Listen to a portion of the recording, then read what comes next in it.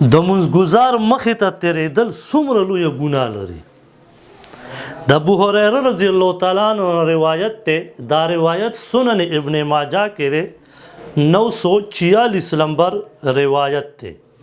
ابو هريره رضی الله تعالی عنہ فرمایي چې نبی علیہ السلام او فرمایل کچره تاسو کې او کس ته دا معلومه شي چې د منځګزار مخې ته تېرېدل څومره لویه ګناه لري، یو قدم تېرېدل، نو نبی علیہ السلام فرمایي 100 عام غیر له من الخطوة التي خطاها، یعنی 100 کاله به دا په دې ځای ودرېږي خو د منځګزار مخې ته به تېر نه شي.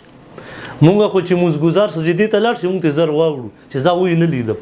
هلکه هغه خو پرېږده، الله خو دې ویني، الله ګناه درکوي، دا سړی خو تاله نه درکوي. یا منځګزار به چې کم دی رکوع ته لاړ شي دا به زر پې تېر شي. دا یاد ساتئ، دا سخت ګناه ده. او بل روایت کې راځي نبی علیہ السلام فرمایي مفهوم مبارک دا سره مصنف ابن ابي شيبه کې دا روایت ته 29000 نمبر روایت ته وې کم یو کس، یعنی 2900 نمبر روایت ته وې کم یو کس چې مخې ته تیریږي نبی علیہ السلام فرمایي تاسو ایثار کوي، کنه ایثاریږي دا شیطان دی.